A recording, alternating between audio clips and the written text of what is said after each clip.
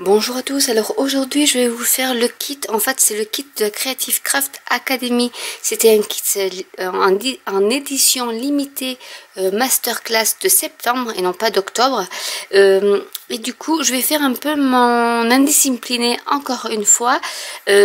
Anna utilisait déjà de la pâte à modeler qui sèche à l'air pour faire des petits embellissements tout autour.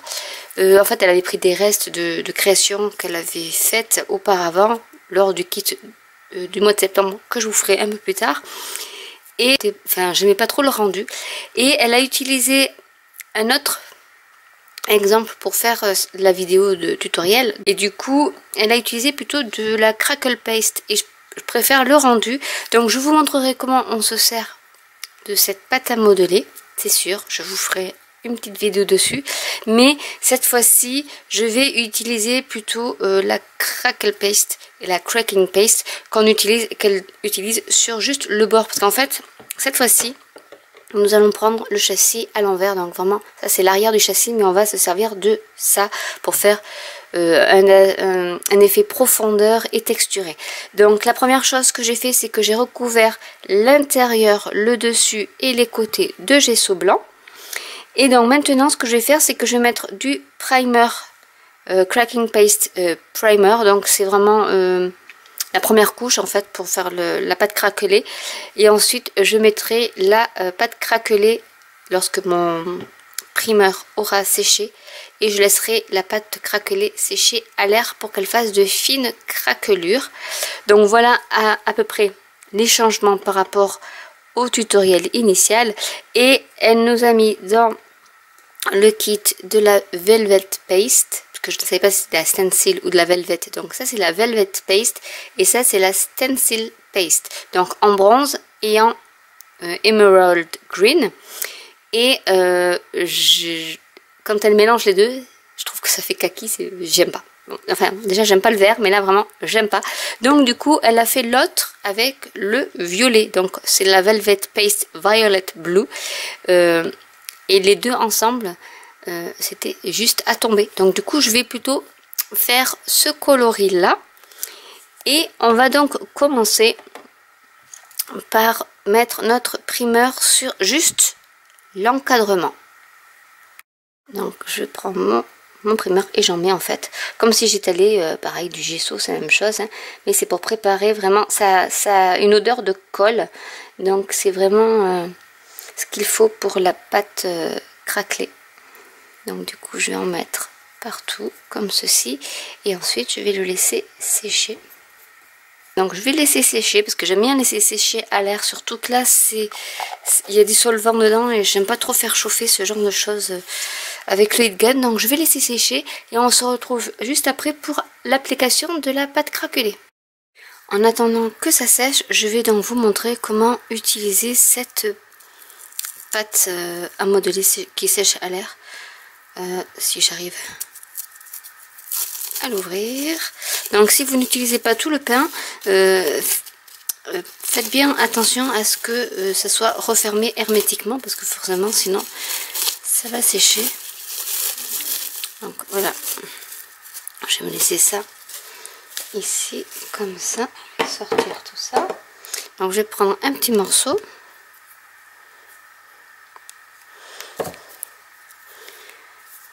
Et donc j'ai des moules de chez Prima Marketing qui sont super pour ça justement. Et donc je vais m'en servir. On peut s'en servir pour, c'est des moules en silicone, donc pour tout ce qui est pâte polymère. La pâte comme ça, de la paper clé plutôt. Ou la résine. Donc je vais essayer.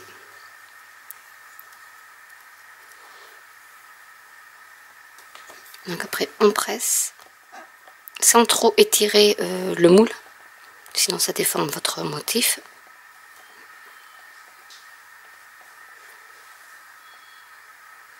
Ensuite on enlève un peu le surplus.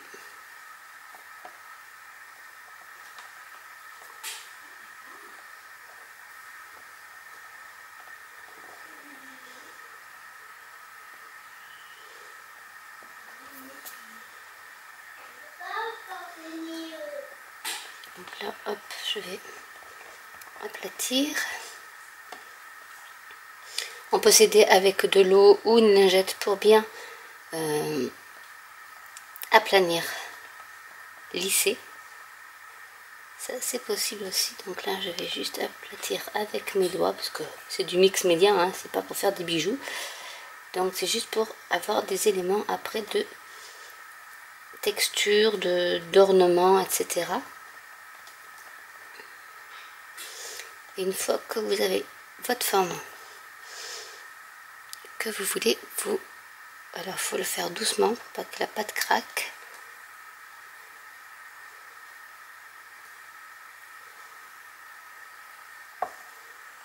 On peut talquer aussi le moule pour que ça adhère moins au moule.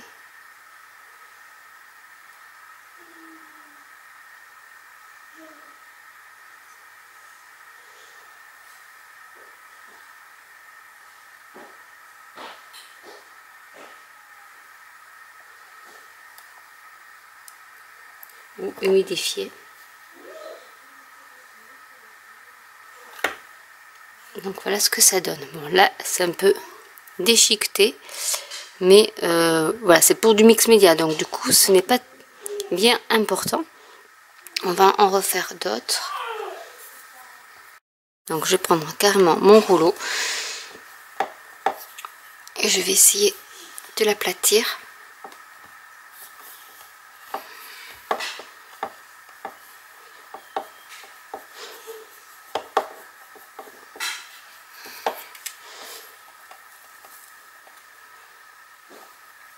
Donc vous pouvez le faire avec sur du papier sulfurisé, c'est quand même plus pratique, sinon ça adhère à mon glace mat. Et on va en faire un autre. Alors je vais essayer un qui n'a pas trop de relief parce que je pense que la pâte qui est à mouiller peut être un peu au fond. Mais je pense que la pâte n'adhère pas trop. Donc j'enlève le surplus toujours.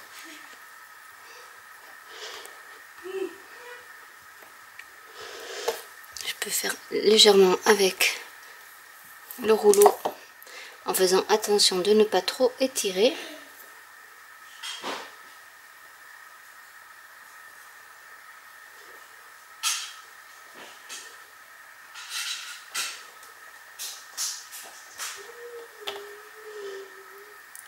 Et je vais le sortir, mais je pense que ça s'est un peu accroché au fond de moule.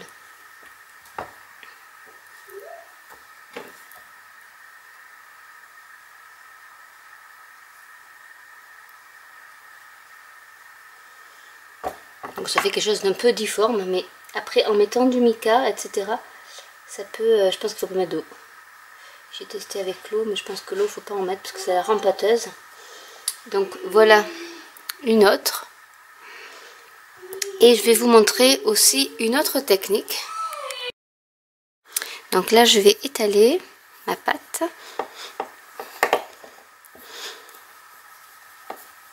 De façon à avoir une fine couche.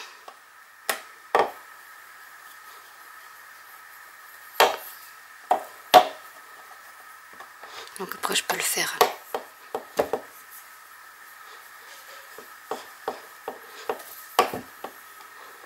Donc après vous pouvez mettre vos pigments soit une fois la pâte sèche ou la pâte encore fraîche, on va dire. Donc voilà ce que ça donne. On va dire que c'est à peu près bien. Après on peut raccorder un peu. Je pense qu'en mettant un peu d'eau je peux arriver à raccorder un peu et à lisser.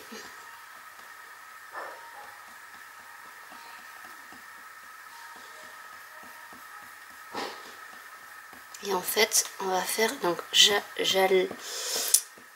j'étire un peu ma pâte en même temps que j'appuie en espérant que j'arriverai à la décoller de mon glace mat. Et en fait avec le, donc ça c'était le set de tampons que je vous avais montré qui était inclus dans la box du mois de septembre. Et en fait si vous avez des tampons qui sont assez avec une impression très large, parce que là vraiment l'impression est très profonde, ben vous pouvez faire des petites marques au niveau de votre pâte et après vous pigments, vos poudres de mica vont s'incruster dans les reliefs. Et voilà ce que ça donne. On va mettre par exemple un peu ici, un peu par ici. C'est juste pour faire une petite texture.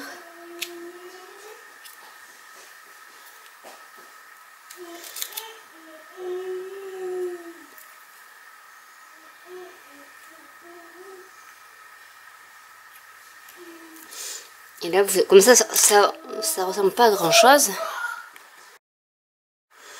Et voilà ce que ça peut donner au niveau de la texture. Donc on va les laisser sécher et je vous montrerai une fois sec ce que ça donne. Je vais commencer par décorer le fond et je vais utiliser un pochoir de chez Snip Art, donc qui est avec des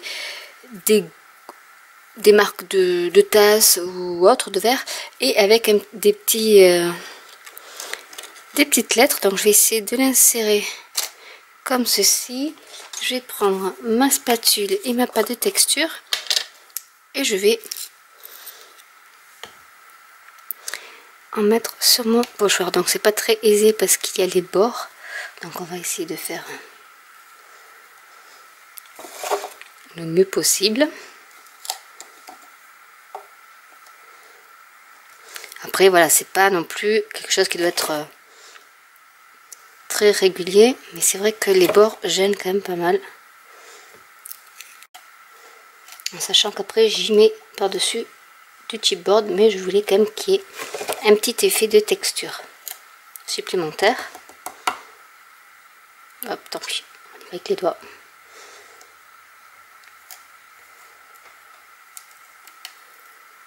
Parce que j'aime bien racler, mais là je pense que je pourrais pas racler comme il faut. On va essayer quand même de faire du mieux possible. Mais il faut le faire en premier, avant qu'il y ait la décoration du cadre en lui-même. Donc c'est vraiment l'étape première.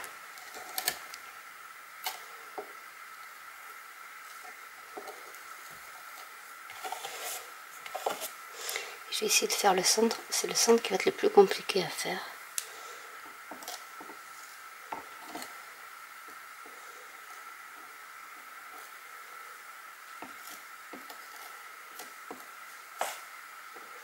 Alors j'ai une autre idée. On va faire autrement qu'avec le couteau. On va prendre une carte de fidélité et c'est beaucoup plus simple. Je me suis un peu compliqué la vie. Voilà, donc en fait quand vous avez des recoins comme ça qui sont pas très faciles à accéder, gardez toujours une petite carte de fidélité dans le coin de votre atelier, parce que du coup c'est beaucoup mieux. Finalement je me suis un peu compliqué la vie.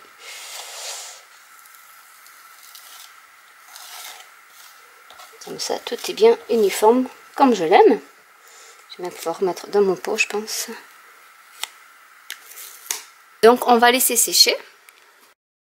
Je vais prendre le chipboard en forme de treillis que je vais découper. Alors en fait je vais en prendre deux parties pour mettre au fond et je vais en garder une que je mettrai en fait sur le devant. Donc on va par exemple couper un peu comme ceci pour mettre sur le devant. Donc ça se coupe très bien avec n'importe quel ciseau. Je vais en mettre une partie en triangle. On va faire comme ça. Donc je vais en mettre une comme ceci et une autre peut-être ici. Je vais voir comment je les mets. Et donc il va y en avoir une partie ici. Donc je vais prendre mon gel médium qui était inclus dans le kit et je vais coller le chipboard. Donc je vais commencer par le grand.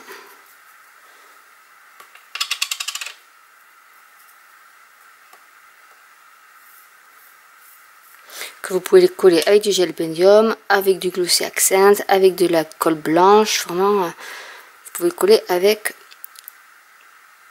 n'importe quel adhésif.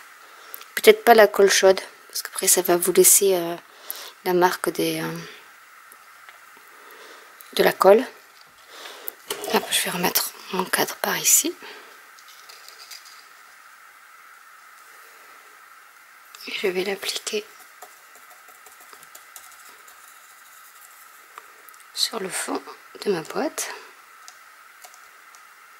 de mon cadre. Celui-ci, alors je vais regarder où est-ce qu'il peut bien s'articuler. Oh, même comme ça, nickel. Donc je vais mettre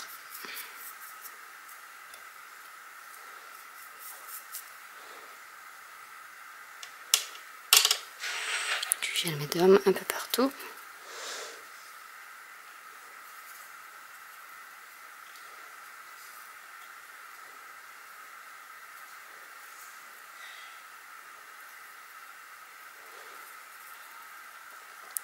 Même s'il n'est pas collé complètement, ce n'est pas bien grave parce que les Velvet Paste ou Stencil Paste contiennent du médium aussi.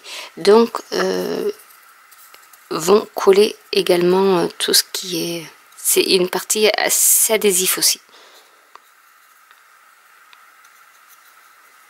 Donc, je vais bien l'appliquer. Celui-ci, pour l'instant, je ne le mets pas, puisque je vais ensuite décorer un peu l'intérieur de mon cadre avec justement tout ce qui est Velvet Paste et Stencil Paste. Donc je vais attendre que ça sèche. Le temps que l'intérieur sèche, je vais continuer le pourtour de mon cadre, donc avec la pâte craquelée plutôt. Donc je vais aller un peu sèche quand même sur les bords, mais donc je vais avec mon pinceau en prélever et en mettre sur donc le retour de mon cadre.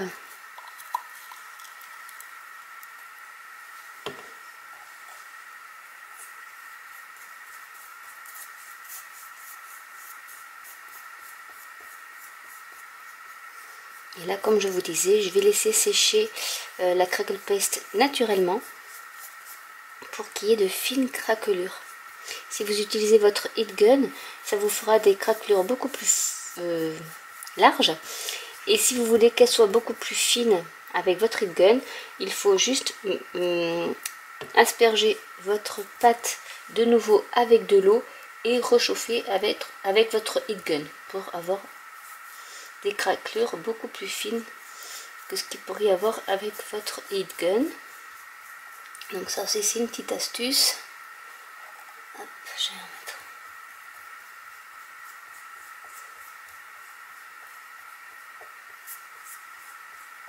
Que je dois toutes ces astuces à Anna Hersom de la Craftbox, parce que vraiment elle nous apprend beaucoup de choses. Donc voilà, je profite après des vidéos pour vous partager un peu ce qu'elle nous apprend à travers ces kits là. C'est très intéressant, je trouve.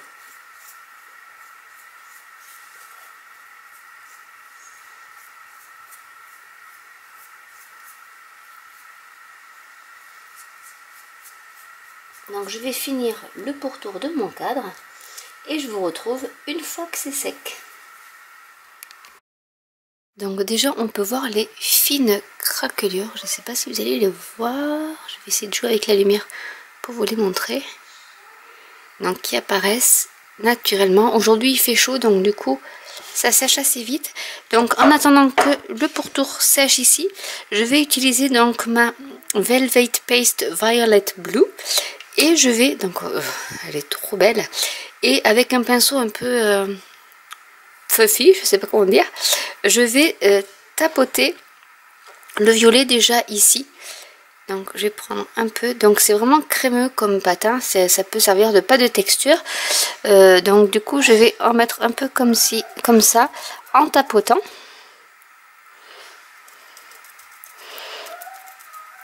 Donc je rappelle, normalement la Velvet Paste est brillante là, donc c'est avec des mica, hein, donc c'est un mélange de mica, de gel médium ou d'acrylique médium, donc qui colle, Et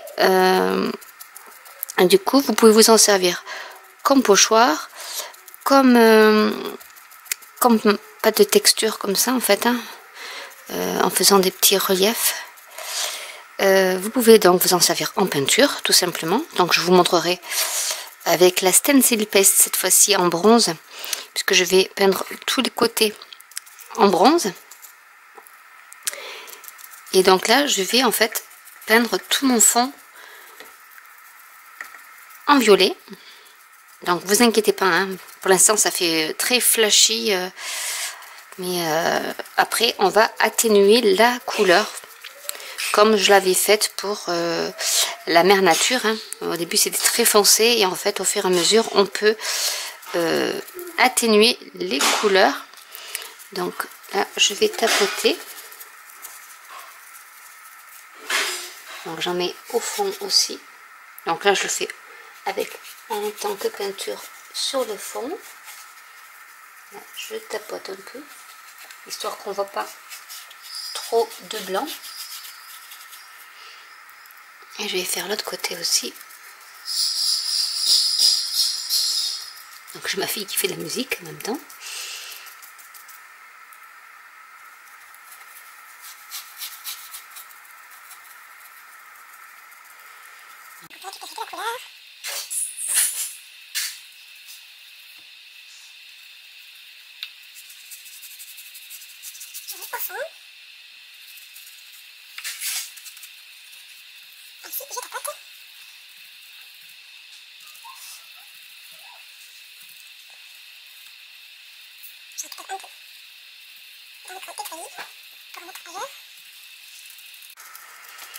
En sachant qu'après je vais mettre la couleur bronze aussi.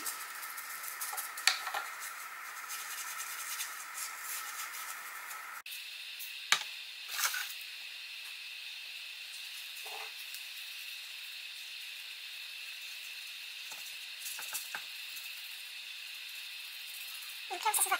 J'ai fait un peu de texture.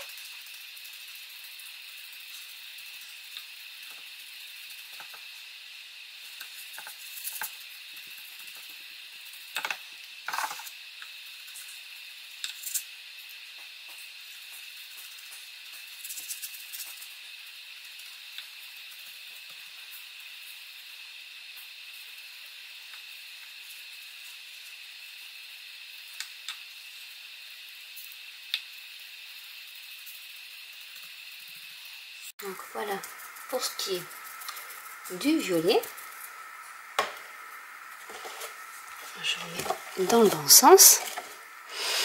Je vais utiliser le même pinceau et je vais y mettre du bronze. Donc là c'est du stencil paste. Vous voyez. Donc j'ai déjà commencé par celui qui est sur le capuchon. Et là je vais en mettre juste quelques petites touches. Donc le mieux c'est pas d'en avoir beaucoup, mais pour mélanger il faut que le pinceau soit un peu imbibé du violet pour pouvoir faire après quelques petites touches comme ceci.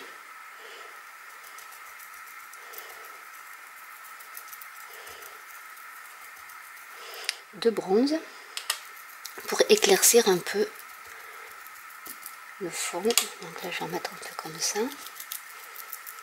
Donc tant que c'est pas sèche, parce qu'après ça sèche, hop là, c'est pas grave parce que je vais en mettre là aussi, ça sèche assez vite. Donc du coup il faut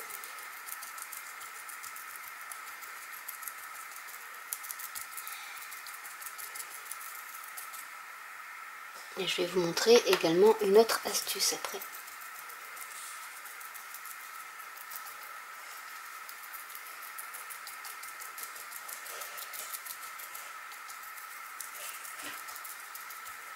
Et je trouve que ce violet avec ce bronze va très bien ensemble.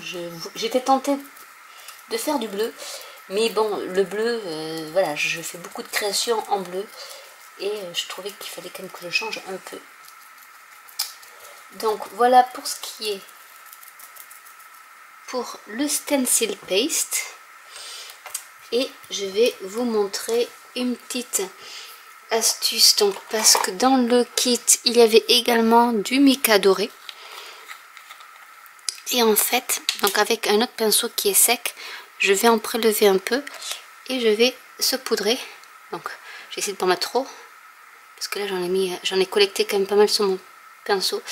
Et comme la pâte n'est pas sèche, la stencil paste ou la velvet paste, et qu'il y a un peu d'acrylique dessus, oups là, c'est pas bien grave, ça va fixer ma poudre en fait. Donc oui, j'ai juste prélevé un peu et vous voyez toute la poudre que j'ai. J'appuie comme ça pour en mettre un peu. Voilà, donc j'en mets juste quelques touches histoire d'illuminer un peu plus le fond de mon cadre. Donc voilà ce que ça donne déjà pour le fond. Et je trouve que le résultat est assez chouette. Donc peut-être que je rajouterai un peu de cuivre dessous là, je verrai. Mais voilà, même faut pas avoir peur en mettant déjà une couche de violet en se disant oh là là, qu'est-ce que ça va donner. Vous voyez, avec le bronze et le doré déjà ça illumine pas mal, en sachant qu'après je vais encore éclaircir. Donc je vais laisser sécher encore tout ça, surtout ici. Parce qu'après ce que je vais faire c'est que je vais prendre comme ça, ou non, je vais peut-être le faire là. Je vais utiliser mon stencil paste pour faire en fait tout le tour ici où j'avais mis du gesso. Donc du coup je vais peindre les 4 coins du cadre pour faire un peu plus joli. Donc je vais mettre mon stencil paste, donc, mais là cette fois-ci façon peinture. Donc du coup je peins les bords comme ceci, donc j'en rajoute.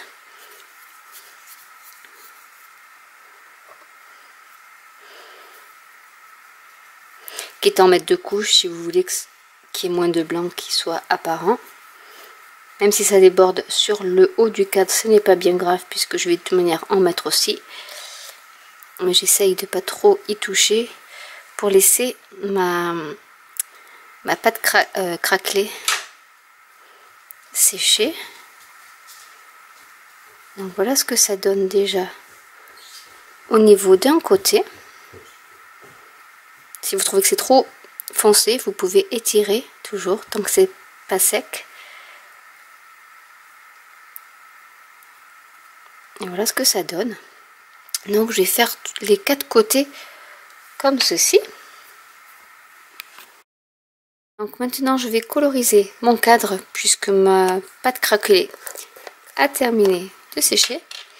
Je vais prendre le violet, cette fois-ci avec un pinceau plat, et je vais passer une couche comme de la peinture en essayant de l'étirer au maximum pour qu'elle soit pas trop foncée.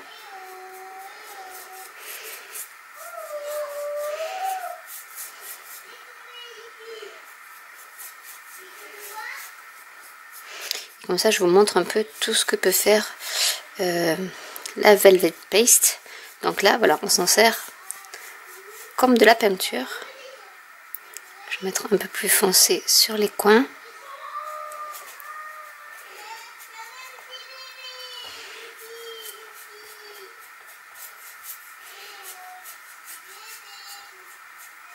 Je vais mettre entre les interstices ici.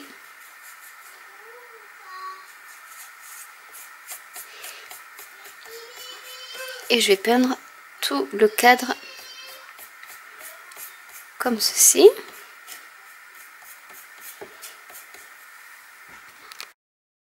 Et pareil, je vais utiliser donc des petites touches de bronze. Donc là, ça va être vraiment par-ci par-là pour faire comme de la patine.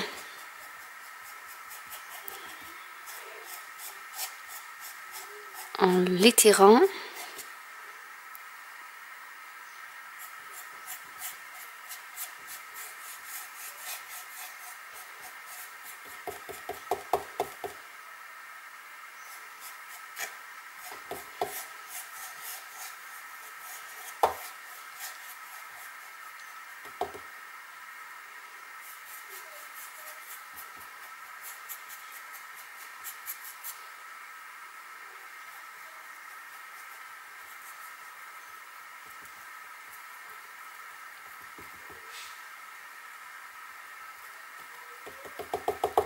comme ceci.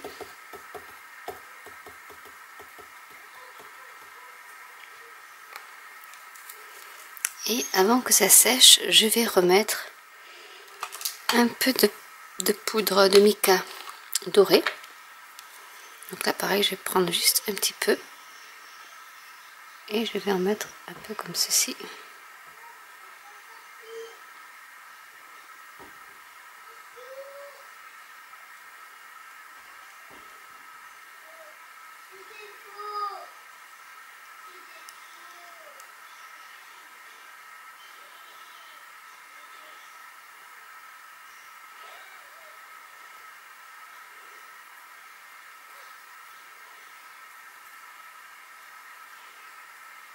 Pour donner un aspect un peu brillant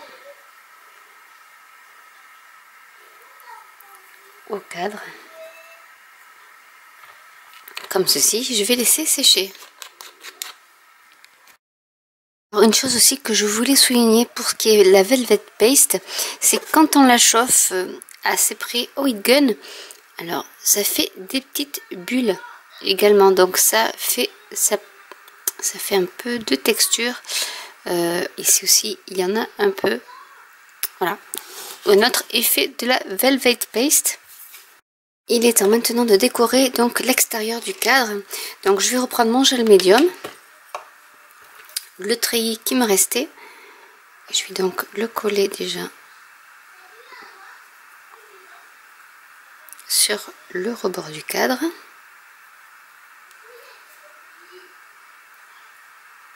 Comme ceci.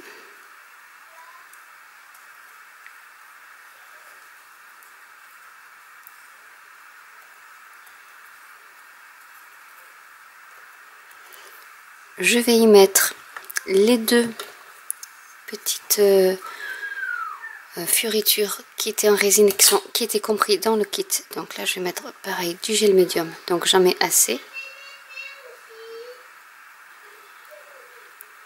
Donc j'en mettrai une par ici.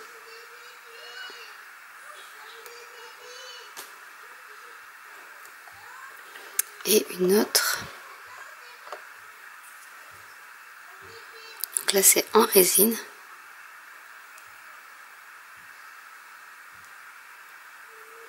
Donc on met assez de gel médium. Et je l'applique comme ça.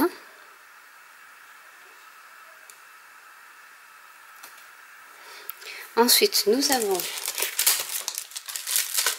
des filigranes que je vais mettre également pour agrémenter tout ce petit coin. Donc par exemple, je vais y mettre ce cabochon par ici, enfin ce support de cabochon. Donc là j'en mets quand même assez. Donc là vous pouvez faire avec votre pistolet à colle chaude par exemple pour que ça tienne plus facilement. Donc du coup je vais mettre par ici. Je vais mettre cette jolie fleur que j'adore.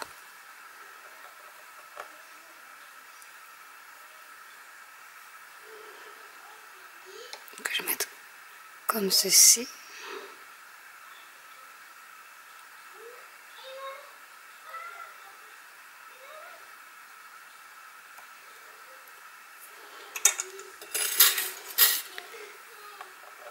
Il y a des petites fioritures que je vais mettre aussi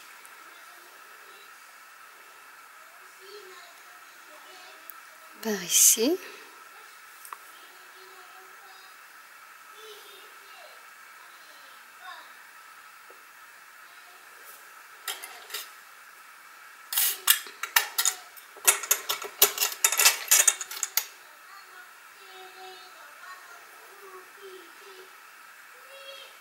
On va mettre un peu par ici aussi.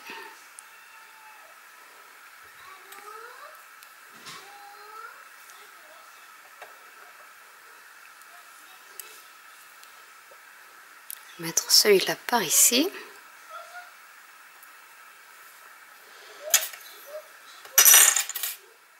On va mettre un petit coin.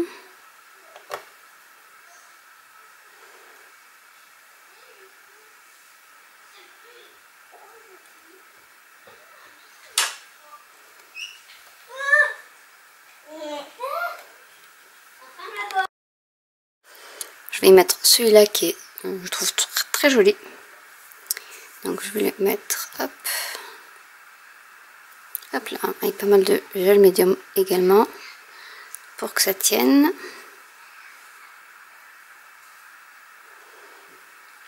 Par ici.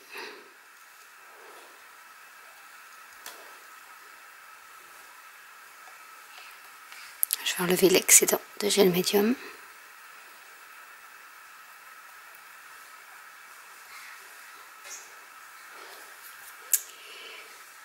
Au niveau des filigranes, je peux en rajouter encore.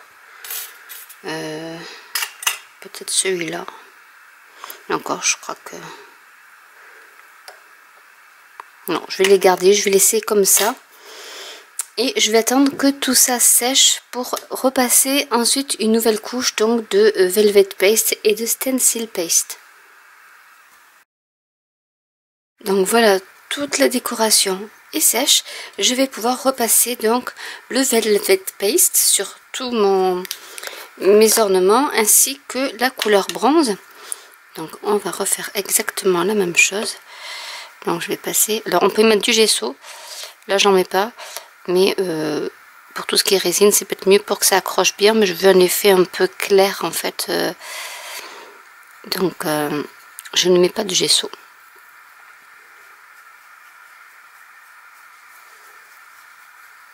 Mais ce n'est pas exclu, vous pouvez, donc du coup je vais tout recouvrir avec le violet ainsi que le chipboard.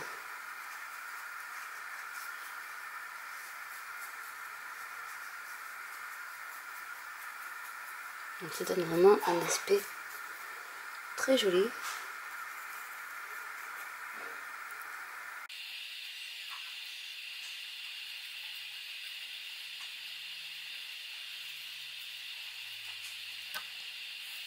Ça va faire. C'est magnifique.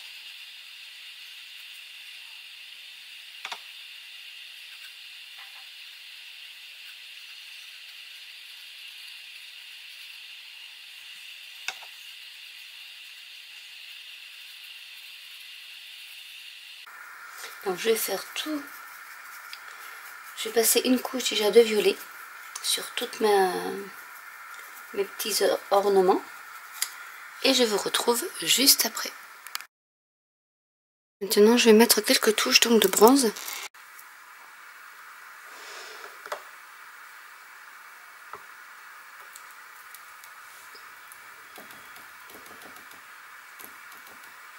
Donc c'est pas bien grave s'il y a des endroits où j'en ai mis un peu trop, je reviens dessus et je le prends pour en mettre où il y en a besoin.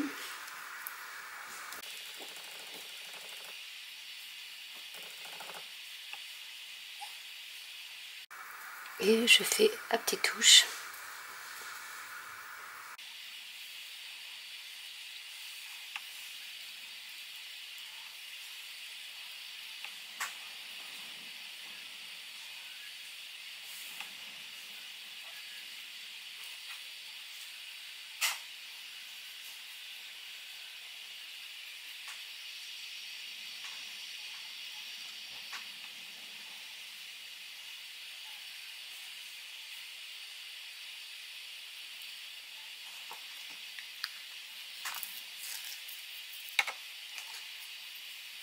Et tant que c'est sec, je vais y ajouter les petits pigments dorés.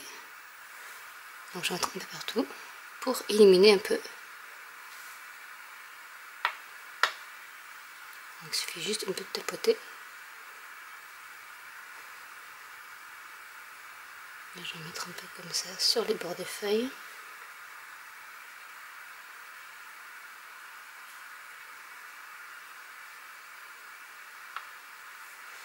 Et comme je rappelle, le stencil ou le velvet paste sont à base d'acrylique, le mica va donc être collé directement.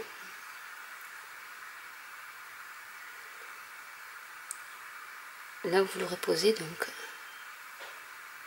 s'il y en a trop, vous pouvez en enlever ou l'étaler.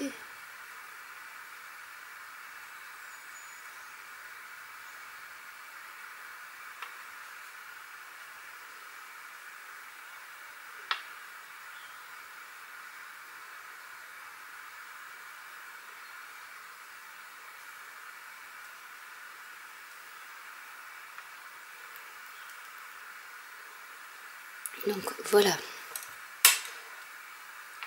pour cette étape-ci.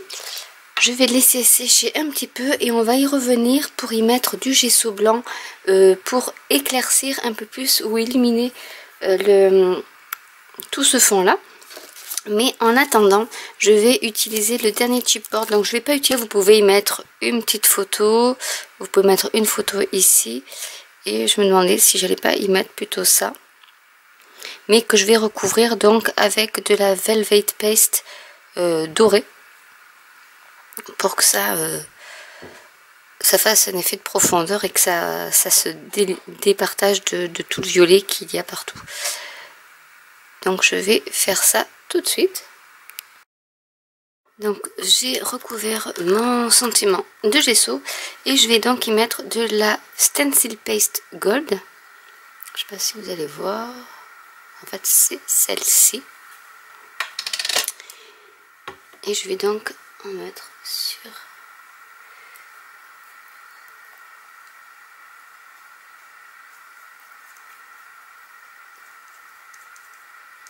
mon message.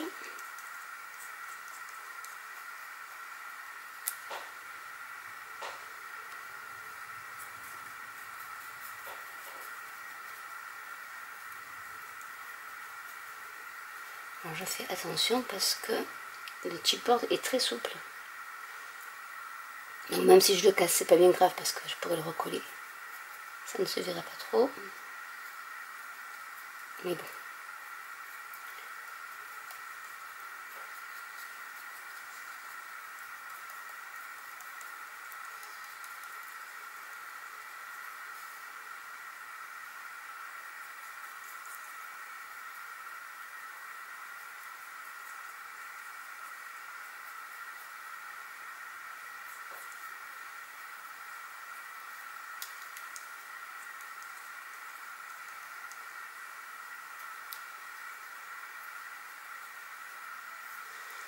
Et avant qu'il sèche,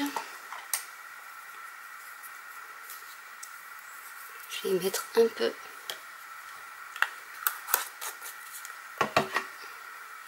de doré également.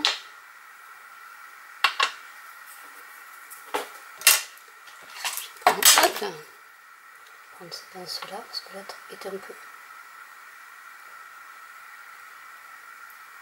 peu mouillé. Donc, du coup, je vais mettre comme ça.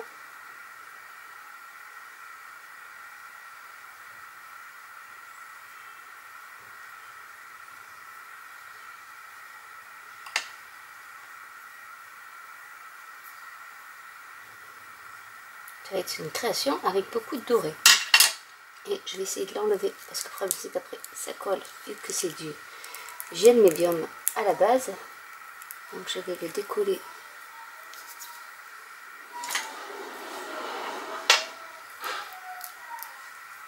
Voilà, comme ceci.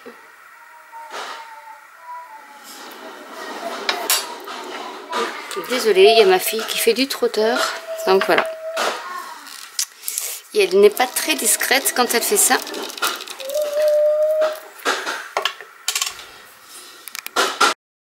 Donc je vais coller le sentiment sur le fond de mon cadre. Comme ceci. Donc j'ai mis du gel médium à l'arrière.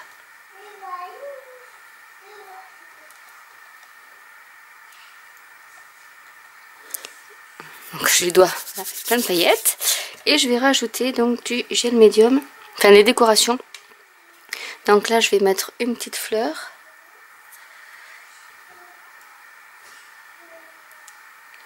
Ici.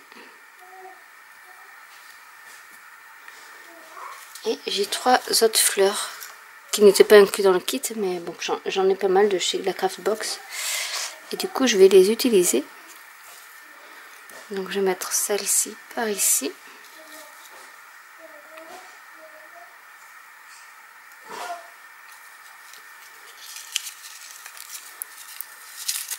Celle-ci, je vais mettre, hop, le ressort. Donc là, je suis généreuse avec le gel médium. Donc celle-là, je vais la mettre par ici.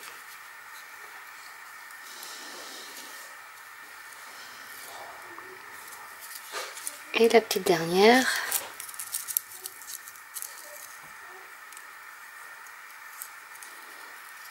Que je vais coller entre les deux.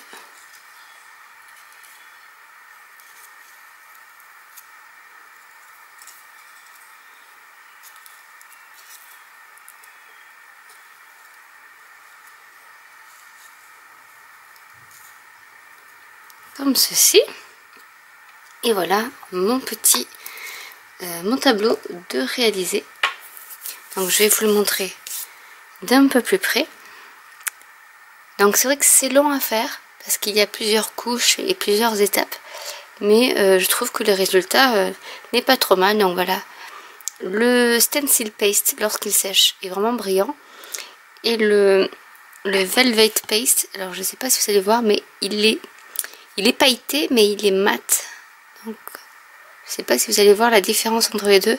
Entre ici vous avez le cuivre qui est vraiment brillant et l'autre qui est beaucoup plus mat. Mais c'est vrai qu'avec l'effet mica, paillettes, pigment, on voit pas trop la différence à la caméra, mais on le voit vraiment, c'est flagrant au niveau du bronze ici, vous voyez comme ça brille, alors que le velvet paste est un peu plus opaque. Voilà, donc j'espère que cette vidéo vous aura plu et vous donnera des idées pour utiliser les produits de la Craftbox, ou si vous ne les avez pas, j'ai quand même donné quelques astuces pour tout ce qui est collage, préparation de votre projet. Donc n'hésitez pas à commenter si vous avez des questions, à liker, à vous abonner et à cliquer sur la petite cloche, et je vous dis à très bientôt pour une nouvelle vidéo. Bye.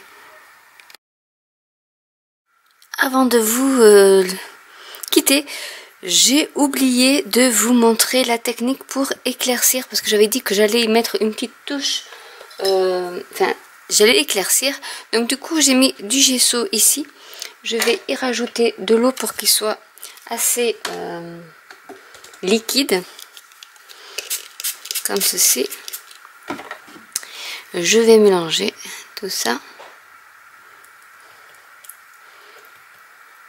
Et je vais en fait éclaircir en mettant, comme l'autre kit de la Mère Nature, j'avais fait exactement la même chose, c'est-à-dire qu'on utilise de la peinture blanche ou du gesso pour y mettre une petite couche de blanc entre guillemets qui est un peu translucide, pour pouvoir ensuite éclaircir. Je prends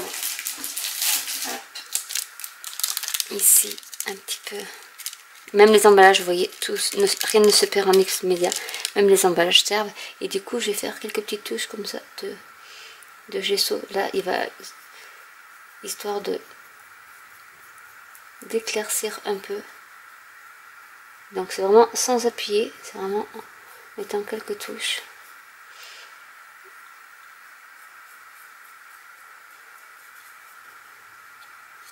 Celle de la fleur.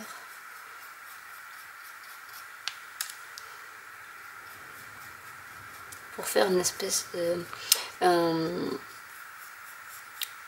comme de la patine un peu blanche, comme si c'était un peu vieilli.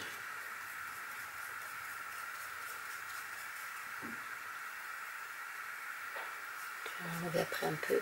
On peut l'étaler, même s'il y en a trop. Après on peut l'étaler, mais ça fait un rendu qui est assez joli, je trouve. Donc une autre technique aussi, quand vous voyez que votre projet est un peu trop foncé, rajoutez en dernier, une fois que c'est sec, du gesso.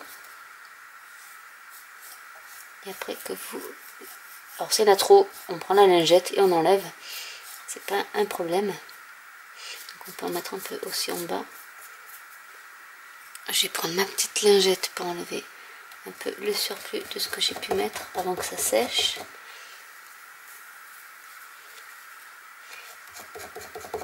Donc voilà, donc si vous aimez vraiment l'aspect assez foncé, donc ne rajoutez pas le gesso. Et voilà, après avec une lingette, vous pouvez éclaircir si vous trouvez que c'est trop clair, trop foncé plutôt. Si vous trouvez que c'est trop clair, on peut toujours attraper, et au fond aussi, je vais en mettre un peu.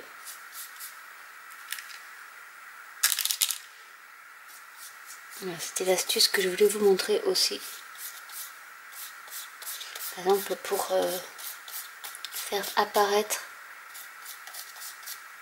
les écritures qui étaient sur le pochoir, par exemple, c'est une bonne façon de le faire. Je vous montrerai d'un peu plus près ce que ça donne.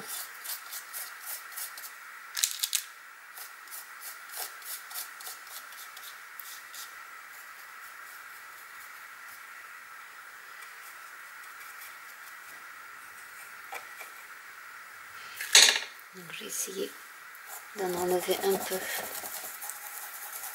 là où je trouve que ça fait trop.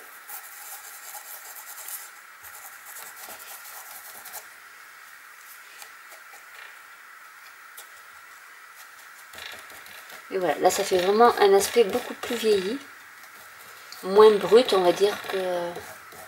Et en plus ça fait ressortir les reliefs des filigranes. Donc je vais vous montrer ça de plus près.